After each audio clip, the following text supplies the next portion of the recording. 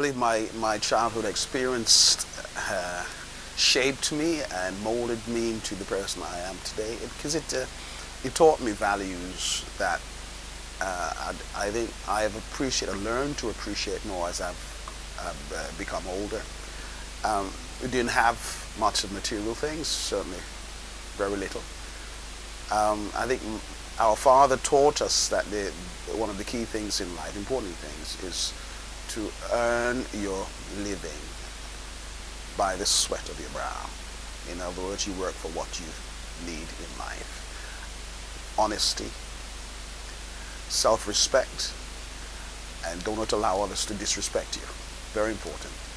And I think he demonstrated all of those values. He was, my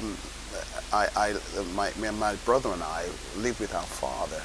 He ironed, he washed, he cooked.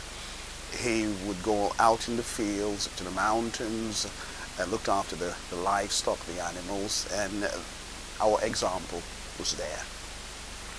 And we copied everything he did. He expected us to learn from his practical demonstrations, and that is it. He taught us also to don't give up easily. You know, if you want something, go for it. He worked sometimes against the unexpected rain showers that would destroy the crops and things like that. I mean, very basic. It's life. It's our life.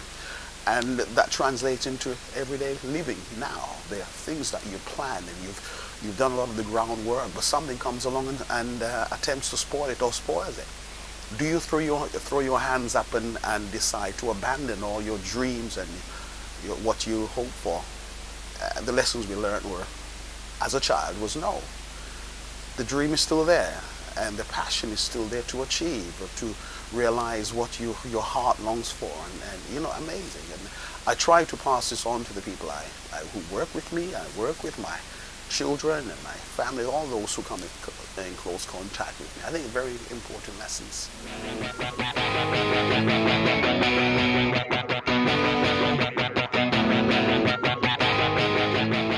I believe the inspiration to take the message of Christianity, of my faith, and that of the other people who had joined themselves or applied to become members of the London Community Gospel Choir. The motivation behind taking the music out of our black-led community churches into the wider world was I realized that we were preaching to the converted.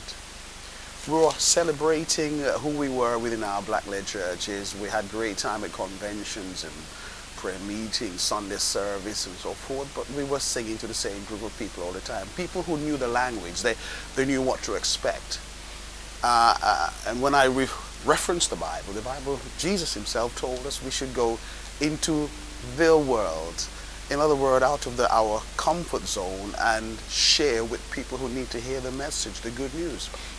We were blessed with the amazing gift of music, the ability to sing and play instruments. That language is universal. It cuts across all different religions and beliefs, cultural barriers, and here was an opportunity for us to use this music because people outside of the church wanted to hear it, and I realized that because we were getting phone calls from pop groups and their managers and their agencies. Can you do this? Will you do this? And so forth. So I said, yes, we must take it out there. The world needs to hear this. What better tool to use than music? As we know, music is soothing, and we have the most powerful message ever. Jesus saves. God so loved the world that he gave his only begotten Son, that whosoever believes will have life. There it is. The package is good, and it's good for everyone to share it. We faced difficulties in the pioneering days of forming the choir because the formation of the London Community Gospel Choir was the very first church community choir. So we challenged certain things by the very fact that we wanted to do these things, because we invited youngsters from different denominations, different churches. There were apostolic churches, there were Trinitarian churches. I mean, it's amazing when you look at some of the areas that we what do you call it, used to keep people apart. People calling the name of Jesus and worshipped and sang songs proclaiming the name of Jesus would have a problem worshiping together. But the formation of the London Community Gospel Choir put all of that aside. We ignored that. We felt, well, we are one. Let us come together. We sing the same songs in our church. Let us celebrate faith. The faith that we all believe in and agree upon. Let us celebrate that through the music. The opposition was there, but I think, as I said very earlier, if you're determined and you have a passion in your heart to achieve something, the challenges will come, and that's what makes it all worthwhile. Because if it's all very easy and there aren't any obstacles to overcome, I think the valuing what you achieve, the end result, probably will not be the same. But when you have to go through difficulties where you have to overcome things, maybe your own self-confidence and self-belief, the victory will be much sweeter, as we say.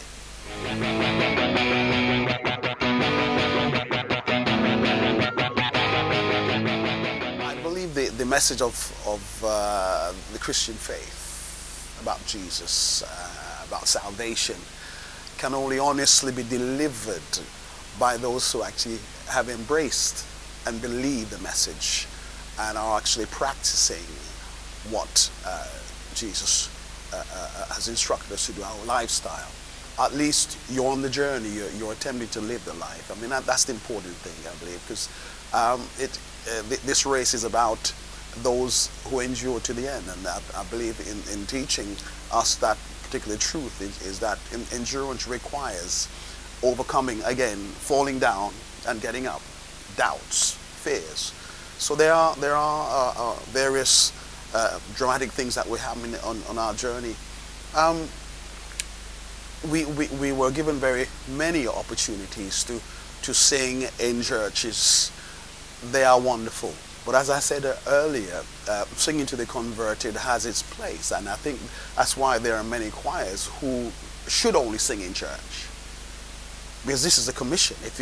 Unless you have the commission, the conviction in your heart that God has called you to sing to a particular set of people, you shouldn't do it. Don't copy it.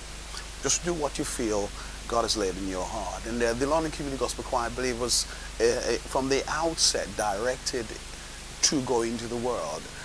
Hence, we made ourselves available and accessible to the pop artists, the rock artists who invited us to sing with them. And people, there are some people who objected to that, and up to this very day, I'm sure. But I answered many people by saying, well, we are musicians, we are not electricians, we're not plumbers. Does the guy who is a Christian plumber say, well, I'm not going into that home because there aren't any Christians in there? If you're called to do a job, you do a job. And that is it. We were in Beirut the other day. We've been to a place like Japan, Russia. We get around the planet and regularly, or probably more often than not now, we're getting new invitations every year to countries we've never been to. And it's not just Christian countries, they're Muslim countries, where people might be the art form that they're very interested in, but we're not changing the message of the music. We present the art form, but within that is contained the message of our faith. And people are tapping to or connecting to the sincerity and the passion with which we present that music. And I think it's opening more doors where the preacher will never get. Musicians will get the invitation to go.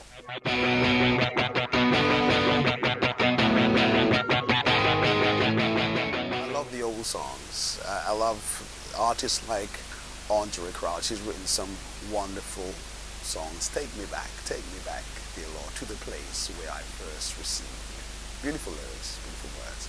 But I love Amazing Grace. But Amazing Grace sung by different people, because I love to hear the interpretation of the different artists who sing it. Wonderful song. I present that at almost every performance. Wherever we are in the world and you present Oh Happy Day and Amazing Grace, the audience will respond or react immediately, because they are very well known songs, and they are favorites of mine. Precious Lord, Take My Hand, Thomas Dorsey.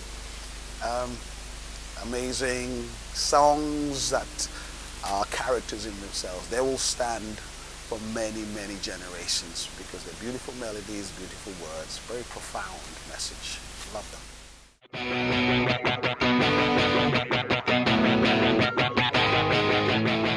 I released an album to accompany the book, and the songs in the album are songs that I've written at various stages of my life. But I believe I recognize that during the course of my life, I've written songs. I'm not a prolific songwriter, but at various times in my life, I've written songs that express my feeling at that time. So it's not just about writing songs. I wanted to say how I felt, whether it's about myself or certainly about my relationship with God, which I consider to be a very personal relationship. And I encourage that very much.